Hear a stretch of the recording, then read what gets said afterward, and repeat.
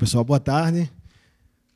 Aproveitar esse bônus que eu ganhei aqui para convidar vocês a fazer o que a gente tem feito nesses últimos anos aqui, mandar propostas para o GTS. Né? O GTS é um ambiente bem legal aqui, eu diria que muitas palestras e até aulas mesmo que foram melhoradas e até novas ideias surgiram a partir de conversas aqui do networking de corredor, propostas que trouxeram para cá.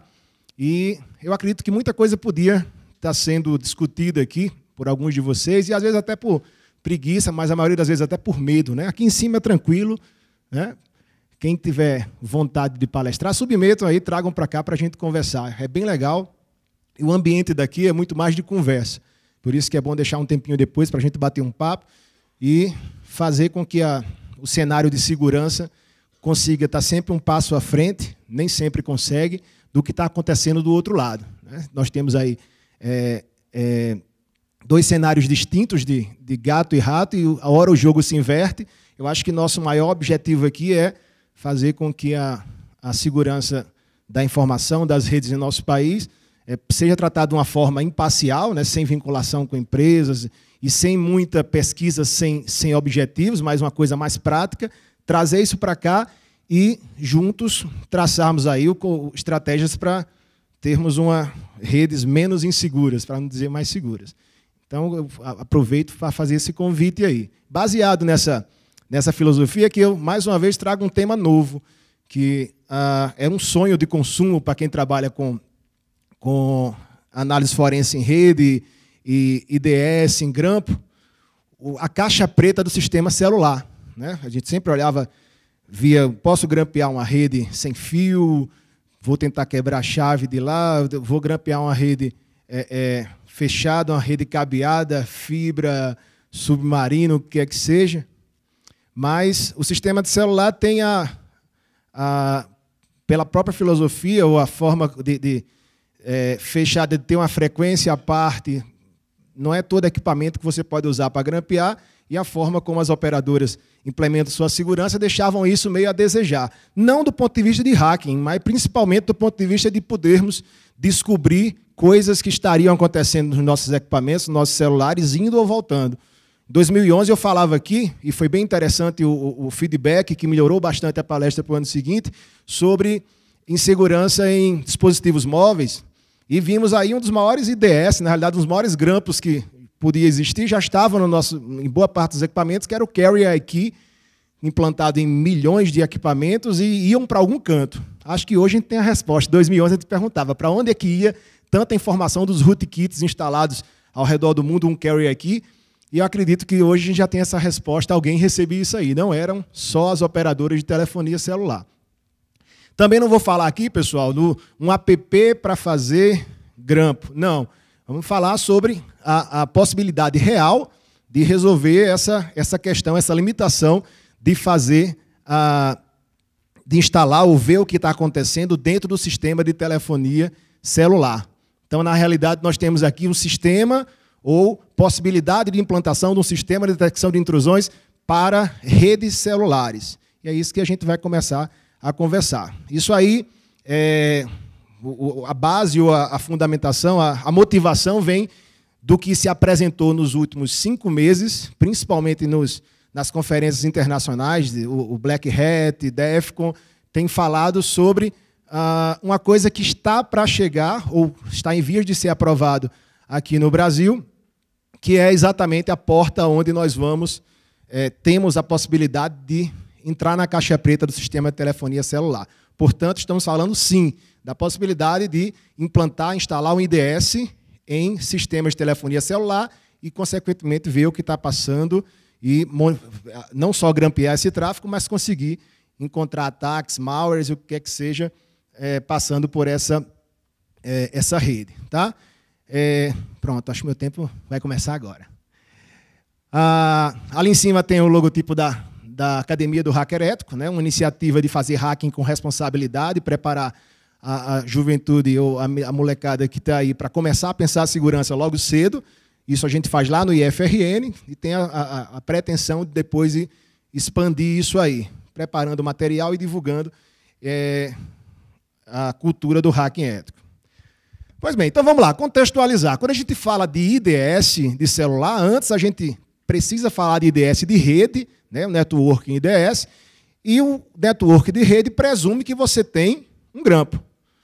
Você não tem como instalar um IDS de rede se você não estiver capturando pacotes, e presume que você tem um sniffer de rede, seja, aí tem as várias modalidades, numa porta espelhada de um switch, numa rede sem fio, num hub, numa bridge entre uma origem e destino, você tem que grampear em algum canto. E é aí onde a gente precisa entender que para fazer um IDS de celular, eu tenho que grampear a rede celular em algum canto onde eu consiga ver o que está passando. E aí ele começa a se assemelhar a um IDS de rede. Então a gente pode classificar inicialmente, para ficar bem claro, que o IDS de celular é um IDS de rede celular. Ok? Então, antes de mais nada, o principal desafio é como é que a gente grampeia uma rede de telefonia celular. Mas isso já existe. Tá? Já existe no âmbito no âmbito legal, das polícias, e não é uma coisa trivial, convencional e aberta que pode ser feita por um pesquisador simplesmente porque quer verificar o que está passando na rede de telefonia aqui, como se faz, por exemplo, em grampos em rede sem fio. Então, a gente está falando aqui de capturar e analisar tráfego de voz, dados e redes de telefonia celular. Tudo o que está indo ou voltando, não do seu equipamento. Para isso aí, você teria um desenvolvimento de um app que colocaria um keylogger ou um rootkit no seu equipamento para ver o que você está falando. A gente está falando de, por exemplo, todos que estivessem usando o celular nessa sala estivessem passando por um sistema de detecção de intrusões, ou pelo menos de um grampo que jogaria esse tráfego para ser analisado. É isso que a gente faz. Mas para que isso? É só molecagem, só hack? Não, muito pelo contrário. A partir de acesso a esse tráfego, pode-se buscar detectar malwares que estariam em execução em nossos equipamentos celulares, backdoors jogando botnets instalados nesses equipamentos, comportamentos anormais de dados e informações indo ou voltando de nossos celulares, busca por padrões, strings em arquivos no tráfego de dados, né? Você procura por fazer a correlação do que está passando nos dados e relaciona até os serviços em execução no seu celular, de instant message, se for possível, quebrar a segurança nesse tráfego, e também SMS e o que é que seja. E também, já que se está se falando de celular, a voz, que seria o grampo convencional da telefonia fixa.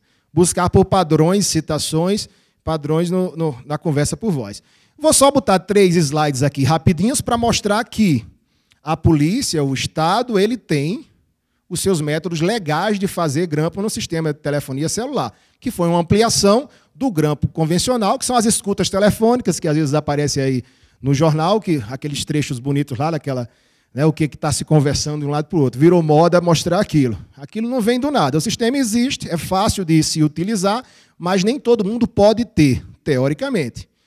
Dizem que algumas pessoas que não tinham autorização para ter, têm, mas a gente não vai entrar nesse mérito. O fato é que existem sistemas de grampo autorizados. O mais conhecido é o Guardião. Quem não conhecia, viu no Tropa de Elite 2, pelo menos falando dele, né? A gravação, o grampo que o Capitão Nascimento pediu lá para fazer. E, embora tenha sido um sistema desenvolvido e com a participação de policiais federais, em 2002, ele passou a ser vendido por uma empresa chamada Digitro, né, que trabalha bem com VoIP aí, tem essa solução de grampo para as forças policiais, e até 2007, 12 estados da federação, o Distrito Federal, mais a Polícia Federal e a Procuradoria da República passaram a usar o Guardião.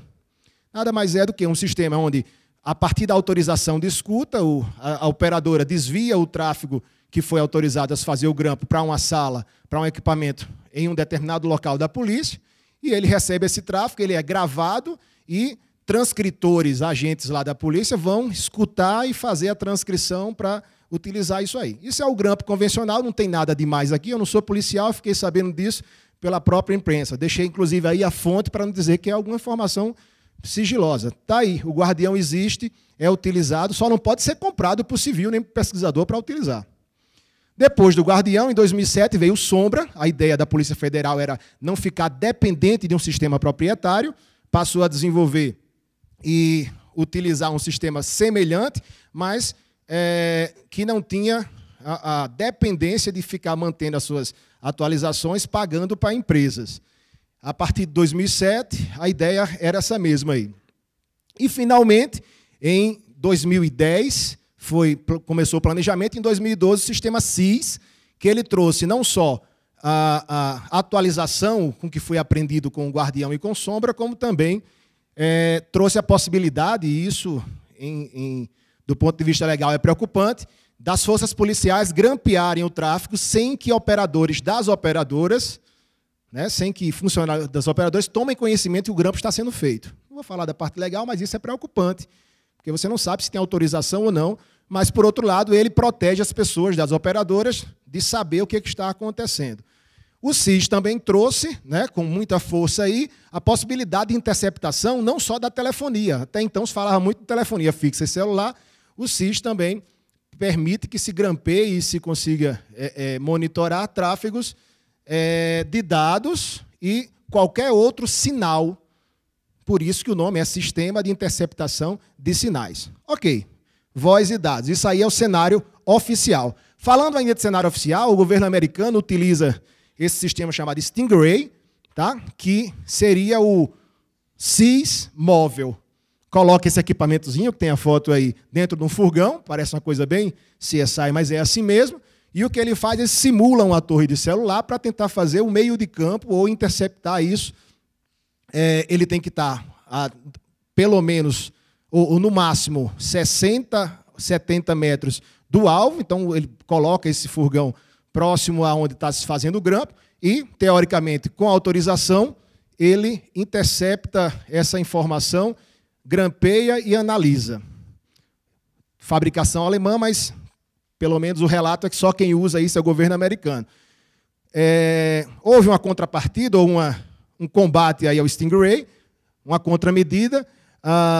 Em 2011, um grupo de pesquisadores ou hackers, ou os dois, criou o Catcher, que na realidade é um detector de Stingray, que é possível descobrir se as torres que estão ali próximas, alguma delas tem um comportamento fake semelhante a um Stingray e, consequentemente, a partir de um app desenvolvido para eles, eles colocam um equipamento em modo avião quando detectam que o Stingray está ativo. Isso tudo aí é uma questão policial, nada ainda em cima do que a gente vai falar. Só para dizer que IDS em redes celulares é possível, mas desde com equipamento geralmente caro e com amparo e autorização legal a partir das forças policiais não é uma coisa nova.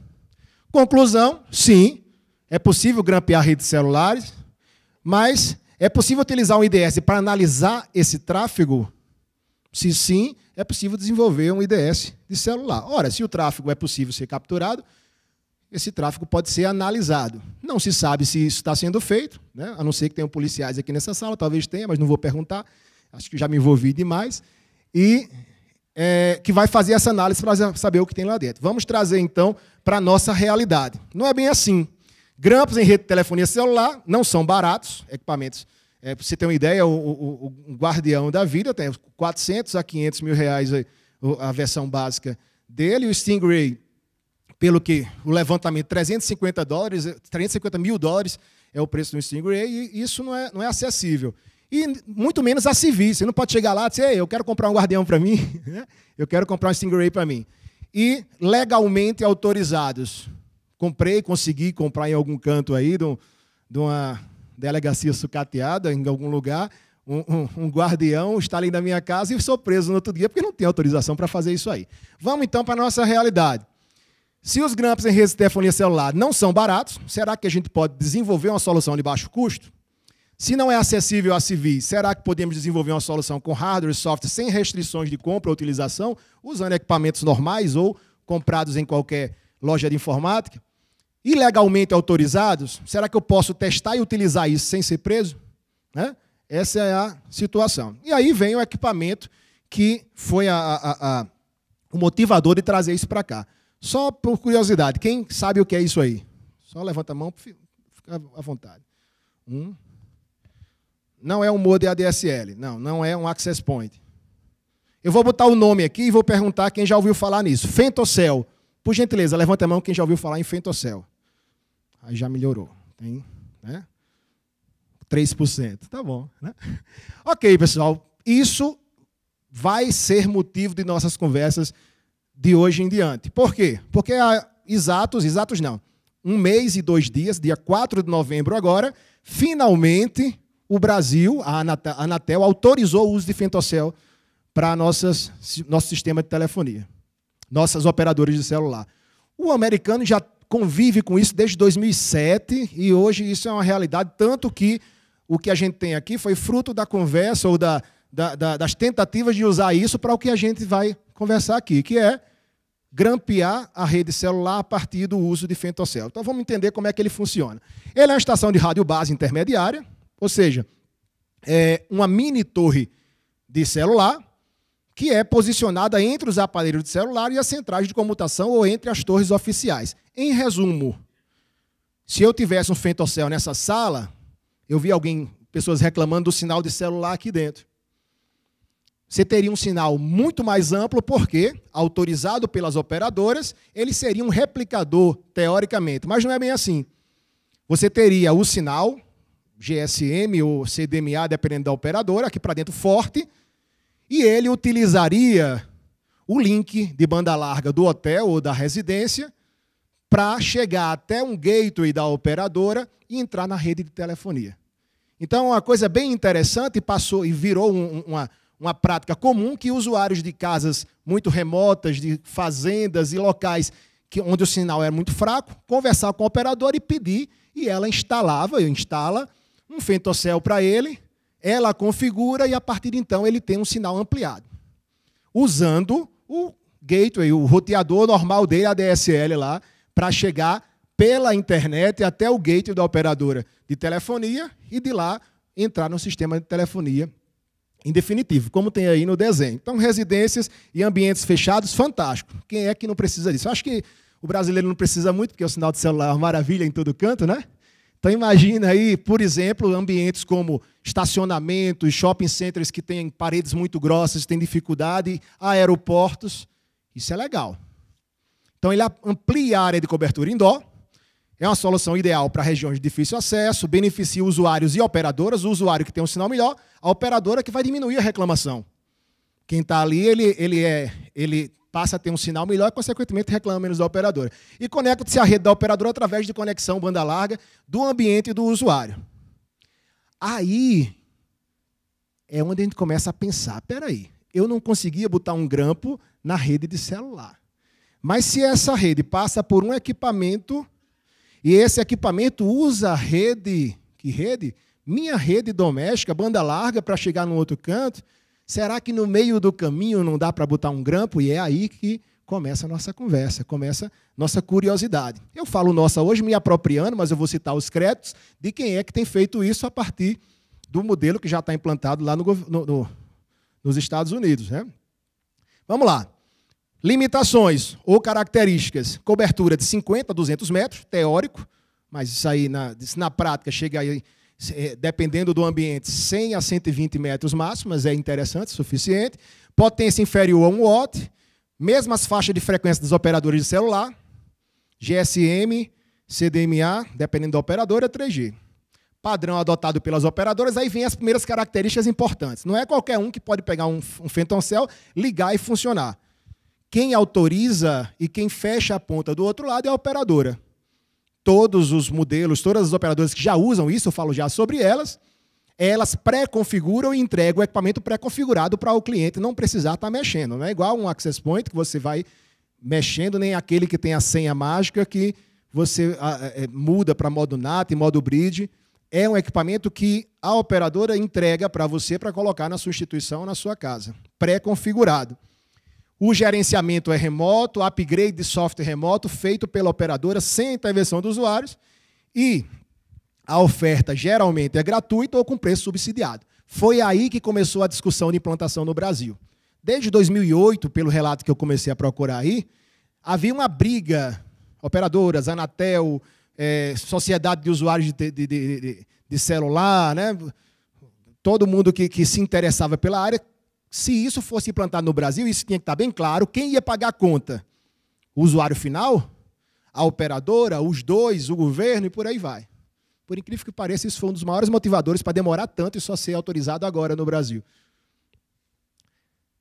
Enquanto a maioria oferece isso gratuitamente pelo próprio benefício que representa para todo mundo. Principais desafios de discussões. O usuário pode adquirir seu próprio FentonCell? Não. Eu até pensei, quando comecei a ver esse assunto, em comprar $200 no eBay, facinho, vários modelos, inclusive esse que a gente vai falar aqui, mas não achei interessante ter e não poder usar de fato. Não, mas só para ver como é que ele funciona internamente, preferi pegar o manual dele e olhar do que estar gastando com isso sem necessidade. Esperar uma operadora brasileira disponibilizar e a gente pode dar uma olhadinha nele. Tá? Então, a utilização atualmente está condicionada à oferta e autorização da operadora e liberação pela agência reguladora. No caso do Brasil, só a partir de 4 de novembro último, né? Há um mês atrás. Outras discussões que já foram resolvidas externamente e agora já tem regras para cá. Usuários externos, vizinhos, por exemplo, podem usufruir do FentonCell sem autorização explícita, sendo usuário da mesma operadora, por exemplo? Aí você diz, teoricamente sim, mas veja... Seu vizinho está usando o seu FentonCell, mas seu FentonCell está usando o seu roteador cabo ou ADSL que você paga. Isso é justo? Aí, então, começou a ter problemas ou começou a ter discussões em cima disso aí. E aí, o leque de discussão eu posso limitar que aparelhos podem se autenticar no meu FentonCell, eu posso fazer acordo para a turma toda do condomínio usar o mesmo FentonCell. É nesse nível de conversa que foi discutida a autorização e a normatização do uso de FentonCell. Já em uso em vários países, nos Estados Unidos, por exemplo, das 5 operadoras aí, só a T-Mobile que não usa ainda o FentonCell, nem demonstra querer utilizar. Ela prefere oferecer um modelo baseado que hoje as outras operadoras começam a concordar com ela, de um modelo em que se use redes Wi-Fi para fazer um túnel usando as redes convencionais Wi-Fi para ambientes com sinal fraco. E, nesse caso, ao invés de um FentonCell, quem teria a funcionalidade de fechar o túnel na ponta não seria o FentonCell, mas o próprio equipamento, o próprio aparelho, se utilizaria a rede Wi-Fi para chegar... A rede Wi-Fi que eu falo é a rede local, né, atrás de um roteador de banda larga para chegar até o gateway da operadora e voltar a ter sinal de rede. Reino Unido, Vodafone, Japão, SoftBank, e no Brasil, como eu falei agora há pouco, vamos começar a ver isso aí. Próximo ano vocês vão dizer, rapaz, Ricardo estava correto, né? Isso já, talvez até próxima semana. As operadoras não começaram a pensar nisso agora. A TIM e a Vivo são as mais avançadas em preparação para oferta de FentonCell. Você pode aguardar nos próximos dias, agora com a autorização da Anatel, vão começar a oferecer esse serviço para a gente. Beleza, vamos lá voltar à pergunta. Como eu vou grampear uma rede de telefonia celular? Eu ouvia 2 pontos. Um é no tráfego até o gateway da operadora, já que é rede internet. Teoricamente, aí, eu tenho acesso físico, pelo menos entre o FentonCell e meu roteador ADSL, concorda? Fisicamente está dentro de minha casa, eu vou ali, boto um hubzinho, um switch com a porta espelhada, o que é que seja, uma bridge, consigo grampear. O que é que passa ali? E o outro seria no próprio FentonCell. Aí é mais complicado. Teria que mexer no software, ou ter acesso a esse equipamento. Vamos começar na rede, então, que teoricamente seria mais fácil. Preferencialmente antes do roteador de acesso. É possível grampear aí? Bom, vamos ver como é que ele funciona. Isso aí está explícito nos manuais de todos os equipamentos disponíveis aí no mercado. Ele usa para tecnologias GSM, o EAP, sim, que faz tunelamento IPsec do FentonCell até a rede de telefonia. Então, nada feito, eu tenho túnel. Os modelos... no padrão UMTS CDMA, utiliza o EAP AKA, o AKA, que faz troca de chaves também, não é o IPsec, mas faz um túnel encriptado do equipamento até o gateway da operadora. O que é que isso quer dizer? Que não é possível, a não ser que você queira brigar para quebrar, furar um túnel IPsec aí, eu não vou atrás, muito bem-vindos quem quiser testar. O fato é que a encriptação, existe um túnel do equipamento até o gateway da operadora, e qualquer grampo no meio do caminho que eu vou pegar são pacotes do túnel. Eu não consigo ver o conteúdo deles. Sobrou o quê? Desculpa, aí só para mostrar um tráfego de túnel encriptado com IPsec. Isso é o que você vê no seu Wireshark aí, depois de ter grampeado um pacote saindo do Phantom Cell e passando pelo seu roteador ADSL.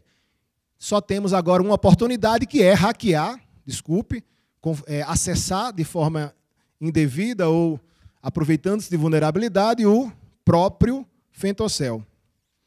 E aí, dentro dele, verificar o funcionamento e tentar, a partir dele, botar um grampo. Fica à vontade, bibliografia vasta sobre o assunto, como é que ele funciona internamente do ponto de vista genérico de funcionamento, e também os manuais ajudam a descobrir como é que ele funciona. E aí, como se instalaria um grampo? 3 formas básicas na hora de se assumir esse desafio. A primeira, com o auxílio e autorização da operadora.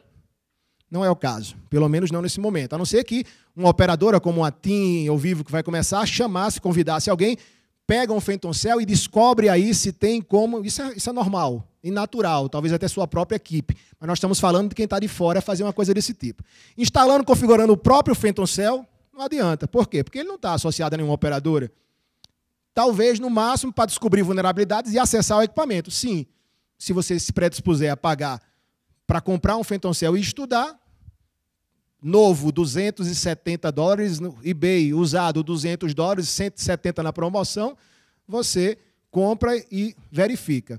E o terceiro seria, tendo o seu Phantom Cell da operadora, tentar explorar, encontrar uma vulnerabilidade para, a partir disso, conseguir identificar o que está passando por ali. O que a gente quer? Que fique bem claro. Já que eu não posso grampear do Phantom Cell para frente e nem no tráfego CDMA ou GSM, eu quero, a partir do equipamento, de alguma forma, extrair esse tráfego antes que ele entre no túnel. Que aí não adianta mais. Certo? Ok. Alguém fez isso? Sim. E foi mais uma motivação.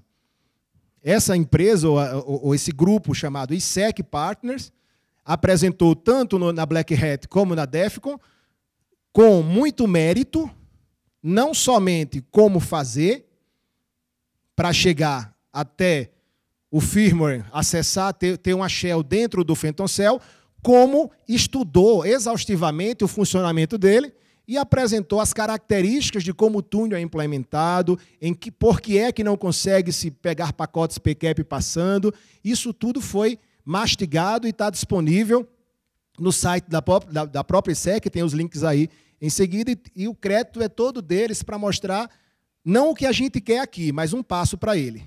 É possível explorar uma vulnerabilidade de alguns modelos Phantom Cell disponíveis no mercado e, a partir disso, colocar um grampo para chegar no título da nossa apresentação. Nós queremos dar toda a base para ter um mínimo de fundamento técnico e prático de que, a partir do grampo, eu posso botar um IDS e aí eu faço minha pesquisa, que é verificar o que está passando nesse tráfego aí. Ok, como é que eles fizeram, então? Primeiro, pegaram esse modelo, comercialmente chamado de Verizon Network Extenders, né? Estou quase lá, viu? Acho que estou melhor. Cadê sorriso, não? Como é o risonho? Risonho está aí, não? Também tenho dificuldade com inglês, viu, Risonho? Mas estou melhorzinho um pouquinho. Então, 2 equipamentos da Verizon, que estão aí, o SCS26 UC4 e seu sucessor SCS2901 da Samsung, foram utilizados por esse grupo. Detalhe, e é muito importante isso, vamos lá para a parte legal. Esse é um equipamento que estava em funcionamento. O grupo se predispôs a mexer e a tentar hackear, explorar a vulnerabilidade desse equipamento. Isso foi feito com conhecimento e autorização da operadora, e tanto foi que a operadora, ficando grata pela descoberta da vulnerabilidade e possibilidade de aplicar o patch, liberou os autores para apresentar isso na Black Hat e Defcon. Não foi molecagem, foi uma coisa que, apesar de uma vulnerabilidade apresentada publicamente, foi autorizado pela operadora. Tá? O que é que os caras conseguiram fazer? Não só explorar a vulnerabilidade, mas a partir de então acessar chamadas telefônicas, mensagens SMS, MMS, ataques man in the middle, fazer SL stripping e inclusive depois clonagem de celulares. Sem acesso físico ao celular, pegando os dados que o celular estava usando para se autenticar na rede, no grampo, colocando um clone, configurando e fazendo a clonagem de celular naquele ambiente onde tinha o Phantom Cell. Aí as características técnicas do Phantom Cell utilizado para essa tarefa. O importante, como é que conseguiu chegar até a Shell. Isso aí eles mostraram foi a parte mais fácil. Por uma fragilidade no sistema de boot chamado U-Boot. Eles botaram um cabo HDMI na porta de console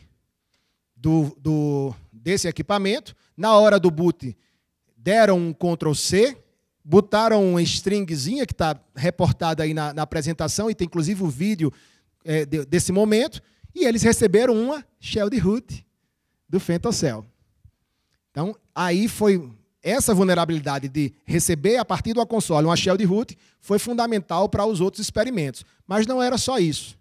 Ele precisava agora tentar, como root da máquina, capturar pacotes e seria o natural jogar, por exemplo, para a sua placa Ethernet, ligando ela em uma máquina, num hub ou no switch com espelhamento, ou diretamente com cabo cross, numa máquina que fizesse a captura desses pacotes para analisar posteriormente. Primeiro grande... desculpe. Além disso, tinha um serviço SSH no equipamento, mas não podia entrar com modo root. Eles, com a permissão de root, alteraram para dar SSH direto para o equipamento como root.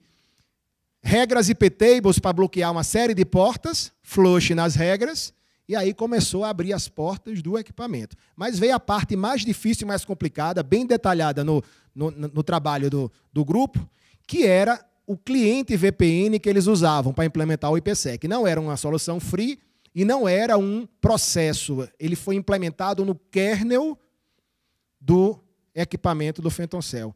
Inclusive, por estar como módulo do kernel, uma das funcionalidades era não liberar pacotes PCAP, não disponibilizar a possibilidade de se grampear ou receber esse tráfego antes do processo de encriptação. Então, existe todo um mérito desse grupo, que eles não só descobriram isso, como manipularam o kernel do Phantom Cell, aplicaram um patch deles, fazendo com que antes que o QuickSec VPN Client ativasse e começasse a encriptar os dados, os pacotes fossem capturados e disponibilizados no formato PCAP. Esse foi um hacking bem feito. E, a partir de então, você tinha a possibilidade de jogar na interface Ethernet do Phantom Cell os pacotes antes da encriptação. Essa foi a grande sacada desse grupo que fez isso aí. Aí está o link em cima para os slides da apresentação deles na Defcon, e embaixo vários vídeos explicando, depois do hacking feito, como eles fizeram para interceptar chamada de voz, interceptar e depurar SMS, MMS, o tráfego de dados e, por último, como eles fizeram o processo de clonagem, pegando o e-mail, as informações do celular e fazia a clonagem. É bem interessante. Não sei se vocês vão ver lá, quem tiver curiosidade de acessar, eles na porta da sala disseram, se você vai entrar nessa sala, desligue seu celular, porque senão você vai estar sendo clonado, sendo grampeado, porque aqui dentro dessa sala tem um Phantom Cell, e com certeza, se o sinal estava mais forte a partir daquela célula, os equipamentos iam se associar utilizando essa célula aí. Beleza. Dava para a gente conversar um pouco mais, sim, mas ali é a parte de grampo. Se a gente fosse falar só do grampo, aí a gente ia dar uma olhada no vídeo dos caras e dar uma conversada sobre como é que eles fizeram isso aí. Está tudo mastigadinho nos vídeos e na apresentação, eu deixo isso para vocês por curiosidade. Vamos agora, então, para o que interessa de fato. O grampo é possível? Sim. Como é que eu faço agora um IDS de celular?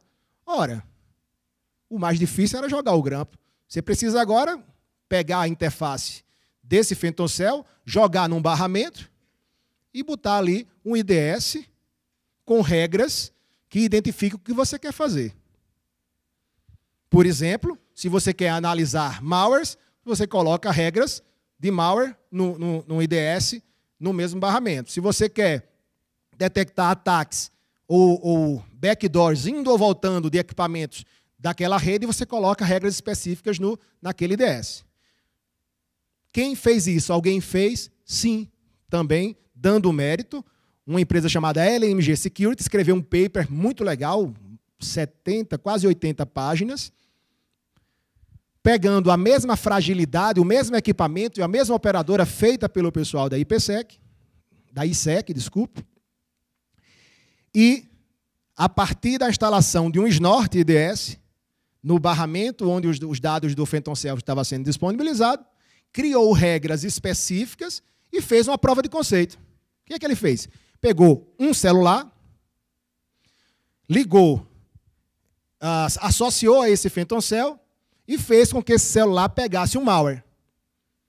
Ligado ao FentonCell, colocou um Snort IDS com regras específicas para aquele malware, só para provar que na hora que ele fizesse o download do malware para o celular, ele iria, com o IDS, capturar e identificar um malware em ação.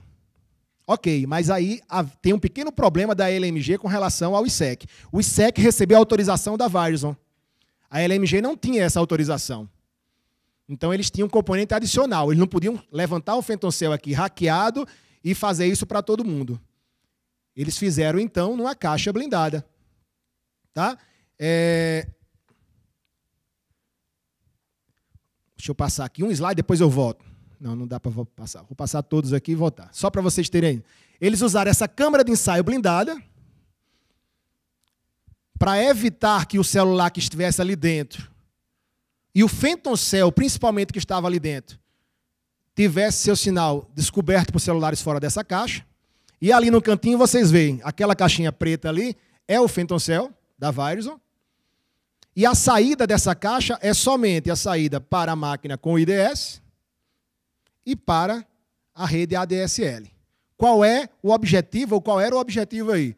Que um celular, num ambiente fechado e protegido e limitado, acessasse o FentonCell, fosse feito o grampo sem afetar o sistema de telefonia do ambiente que estava ali. Então, só voltando um pouquinho aqui.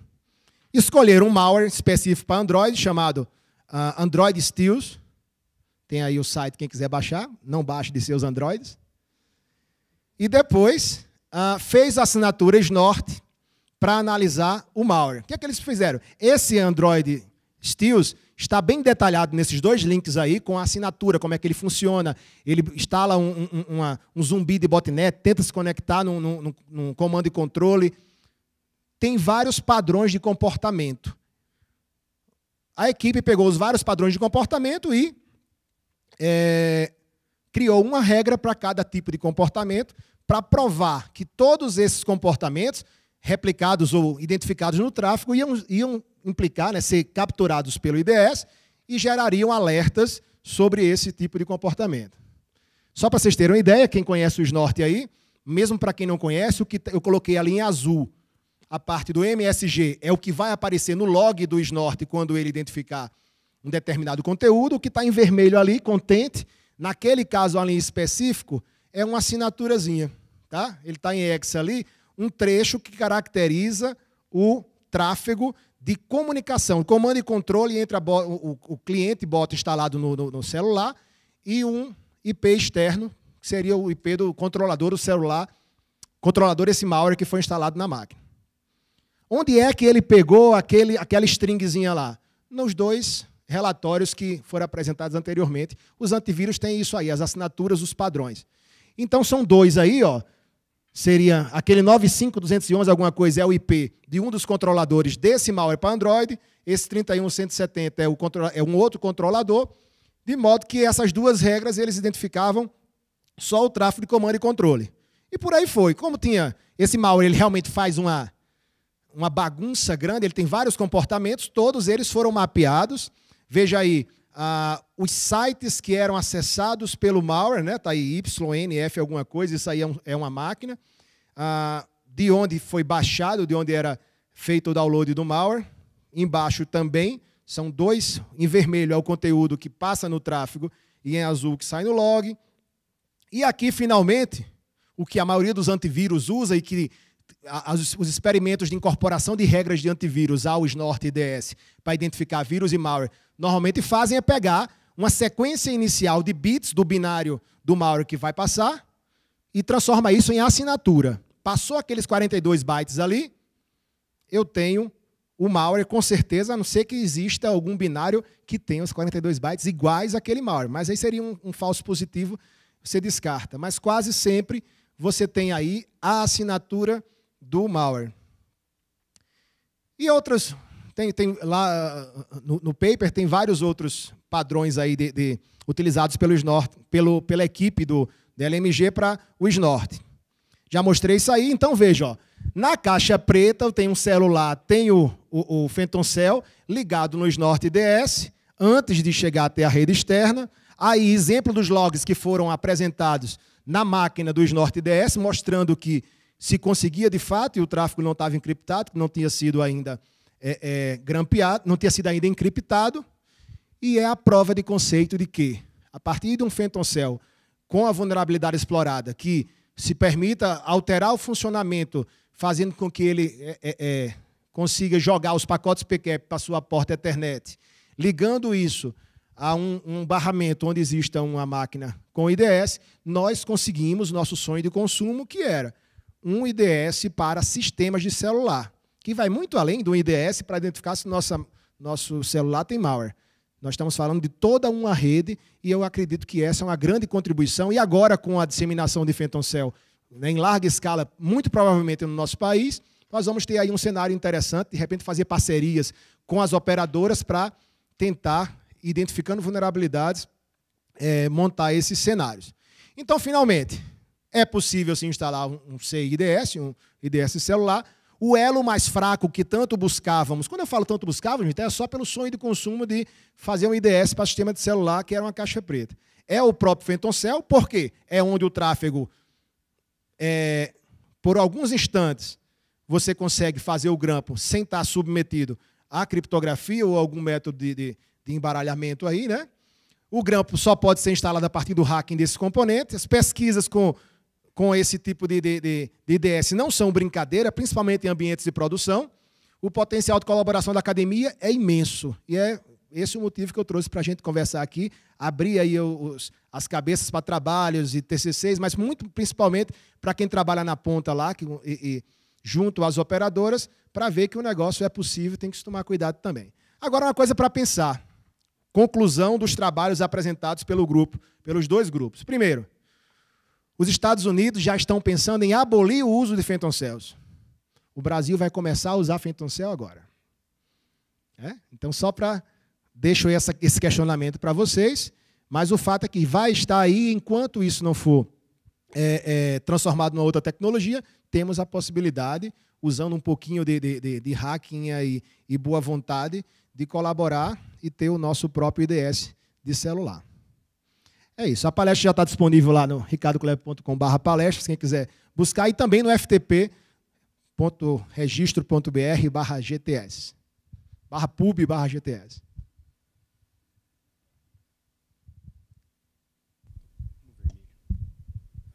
Bom, Ricardo, obrigado. Temos um minuto aí para alguma colocação, alguma pergunta? Não? Só alguém que quer fazer uma pergunta? Sim. Instituição e o nome, por favor. Eduardo, Citar Telecom. Você comentou que o governo teve um bate-papo sobre quem vai pagar o Phantom Cell. No final, quem vai pagar? Muito bem. Isso já está no Diário Oficial, mês passado, ninguém vai pagar. Ou seja, a operadora ela está obrigada, na hora de oferecer o serviço, tem dois tipos de contrato, mas de nenhum dos dois o aparelho é pago pelo cliente. Ela vai colocar o aparelho na casa para ser usado pelo por quem está ali, ou ela também pode colocar no empreendimento para ser usado pelas pessoas que usam aquele empreendimento. Em nenhum dos dois casos, por lei, está autorizado cobrança de taxa adicional. E, no caso, o link é por conta do estabelecimento. Sim, ou da casa. Você vai usar o seu link banda larga, seu link cabo, ou o estabelecimento, o link internet que ela tem. Porque ele vai precisar ser usado para se fazer o túnel e chegar até o gateway da operadora. Quem paga a conta é quem bota o equipamento e na rede Ethernet na qual ela está ligada. Ok, obrigado. Mais alguém? Tem mais uma pergunta? Alexander, você está Telecom também. Quanto à utilização compartilhada aí, por pessoas que não estejam na mesma propriedade, isso tem alguma menção nisso pelo Anatel, governo, alguém? Tem. Essa é uma opção de quem está contratando o serviço ou autorizando o serviço. Ele pode, nas duas modalidades de contrato, já deixar assinalado que limita ao número X de equipamentos usarem compartilhado. Ele está autorizando, mas o cara vai usar o link dele, ou ele pode também, num contrato, pré-configurar o equipamento para só autorizar os celulares dele, da família dele. Então, as pessoas vão ver o sinal, mas o próprio equipamento não se associa, que não tem autorização prévia de se associar, vai procurar uma torre mais distante. Mas isso já está previsto. Sim. Seria interessante também, de repente, uma contrapartida da operadora, já que elas estão aí com o triple play, né, a torta e a direita, poderem dar uma contrapartida ao usuário em termos de... digamos assim, fornecimento bônus, né? do link, né? E dê seu link que eu lhe dou um bônus, né? É interessante, mas gratuito, não né? tem nada. Nos dois tipos de contrato que foram autorizados pela Anatel, não está previsto isso. Isso vai ser um acordo que provavelmente eles vão querer disseminar isso, deve ter algum desconto, mas nada disso está na lei. Pode ser uma questão contratual ou impessoal da operadora. Fica aí a dica. Ok. Mais alguma questão? Rapidamente, nós estamos já para o intervalo. Espanhol, ok? Portugués. Sí. Para el caso de la tecnología de Wi-Fi offload, sí, que se descarga tráfico celular sobre redes Wi-Fi, que eso es posible. Esto creo que sería también una opción a revisar para un tema de IDS, porque ya muchas de las personas que conocemos de la parte de tecnologías de IP y de protocolos, se nos haría mucho más fácil utilizar ese conocimiento en la parte de Wi-Fi, porque lo que yo veo desde el punto de vista de Femtocell es que depende del vendor, es un poco más complicado ese hacking.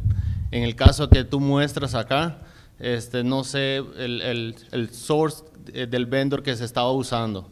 Yo lo digo porque igual trabajo en la parte de vendor, entonces creo que como recomendación sería la otra opción de Wi-Fi offload, que sería un poco más fácil de hacer exploit del AAA que se utiliza en la parte de authentication hacia las redes de 3G, LTE o 2G. Okay? Perfeita a sua colocação. Eu não contemplei aqui no início, mas eu acho que complementa. Hoje, muita gente tem essa prática já. Se tem uma rede Wi-Fi aqui, ele fica usando o tráfego celular pela operadora, não é isso? E usa seus serviços de dado pela Wi-Fi. Aí, cabe o IDS? Cabe. É rede Wi-Fi. Aí depende da criptografia do seu aplicativo do seu celular.